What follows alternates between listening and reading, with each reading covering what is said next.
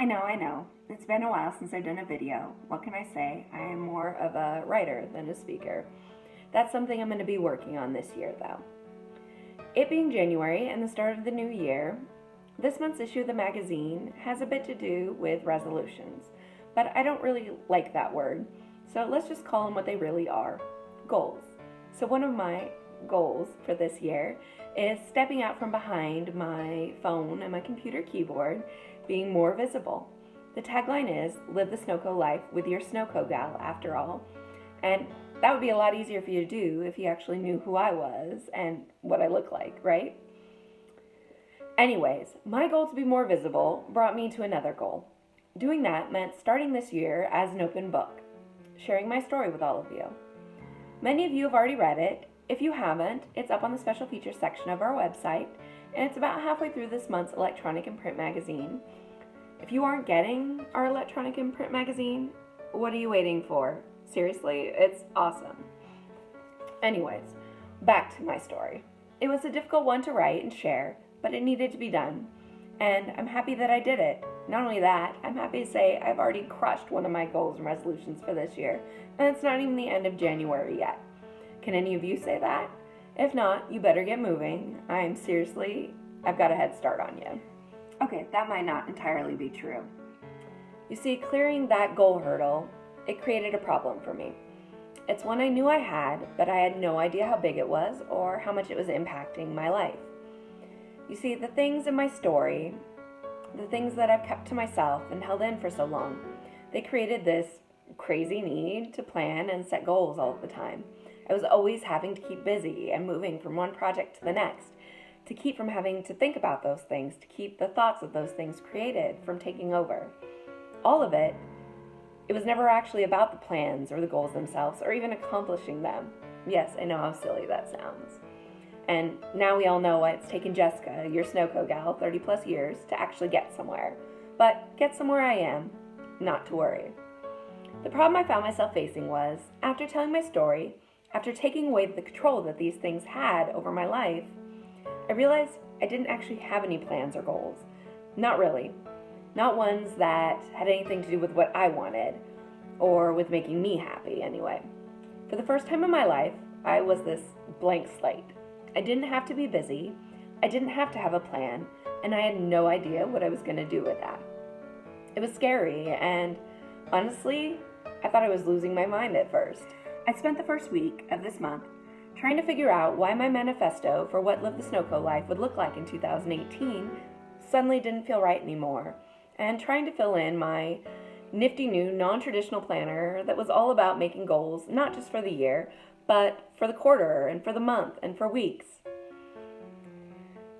Which, by the way, I should say, that's another one of my goals, to be more organized and get my you-know-what together. Obviously, you're probably getting the opinion that I'm not off to a great start with that, and you're probably right. Me, the planner, the goal setter, I didn't have a single plan or goal beyond being myself, obviously a more organized version of it, and being more visible in an open book, which I've already accomplished, so where do I go from there? If you think I'm joking about that, I'm really not. Literally, the first week of this planner was supposed to be full of priorities, to-dos, tracking progress, and more. It's pretty much blank. If you are anything like me, then you understand how frustrating that was. My mind was so used to the old way of thinking and doing things that it was completely lost, and I found myself grasping for a plan for anything. Once I gave up on that, though, once I stopped fighting, I finally kind of got it. I told my story. It was free. I didn't have to be busy every second of the day. I didn't have to have a plan. If I just made you realize something similar about your own life, take a moment to really think about there being nothing to think about. It's weird, isn't it? Anyways, now that I got it, I could finally start filling in this darn thing. This week looks so much better. Like, I'm actually getting things done, and surprise, I am. Not only that, I'm starting to make plans and goals that are about me. I think the more important part, though, is I'm not in a rush to do it. This year, the quarter parts of the planner, they'll get filled out when they get filled out. I'm okay with that. It's a new thing, and I think I'm kind of liking it. Resolutions, goals, whatever you want to call them, They don't have to be about what you think you have to or need to do. They don't have to be something you know you aren't going to finish before you even start. How? Not to worry, I've got some words of wisdom for you. And yes, despite being somewhat of a hot mess personally, I am qualified to give those words. I've been through a lot, I've learned a lot, and more importantly, I have a psychology degree and the logic portion of my law degree to work with. So you are in good hands. Okay, now that we've established that I'm somewhat qualified to tell you what to do, what do I want you to do? First things first, I want you to put aside what you have so far. All the resolutions, all the goals, just put them on the sideline for now. And I want you to get a piece of paper and I want you to create a mind map or a brainstorm. So first off, first step, I want you to write down about 8 to 10 words. They can be describing words like adventurous or creative, or feelings like happy and healthy. They should be things you want to be or want to continue being in the new year. You can use mine for a bit of help getting started. Okay, now that you've done that, I want you to start building. For the second step, start with one thing and come up with at least, 3 basic general ways that you can be the describing word or feel the feeling that you wrote this year. So like if you wanted to be more adventurous, then you would put something like try new things or spend more time outdoors. Those would work. If you get stuck and can't think of 3, don't worry. Move on to the next word or feeling and it'll be okay.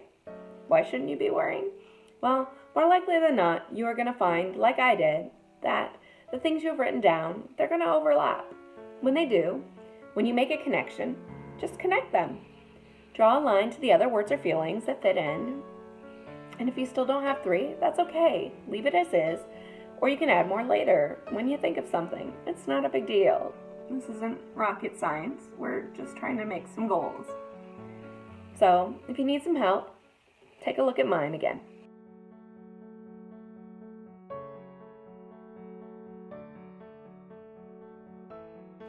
Okay, now that you've completed that, hopefully painlessly, we'll move on to the third step.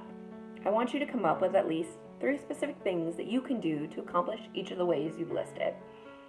So if you had try new things under adventurous, then you could put things like learn how to paint, start writing again,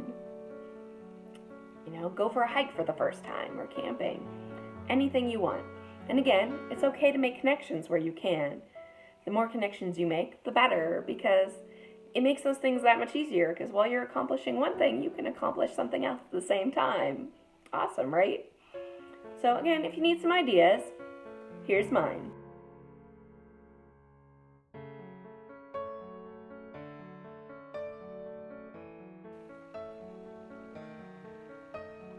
Okay, hopefully you guys have gotten all that stuff done. And if you've been paying close attention, or you're just a smart cookie like me, then you've probably caught on to what I'm doing here. The first step, those are your resolutions if you absolutely must have them. The second step, those are your goals for the year. And your third step, the start of your to-do list for making those goals happen. You now have resolutions to work on that are broad enough to give you some freedom, some wiggle room to actually succeed and have an awesome year. They are relevant to what you really want and need, and more importantly, they're attainable. You also have goals and to-dos that are specific, they're measurable, and you guessed it again, attainable. For all of that, you're welcome. Now let's get busy and start crushing them together. And yes, feel free to brag to me and your friends when you do. Before we move on though, I've got to add a bit of a fourth step in. It wouldn't be me if I didn't. Try to think of ways that you can achieve your goals and your to-dos in local ways. Like, for me, being healthy and stronger means being able to go out and do specific hikes. So I would pick, Lake 22 is a big one we want to do. Wallace Falls is one that kicked our butts when we first got started and I didn't get to finish it. And for my friend Paula, there's Bridal Veil Falls as well.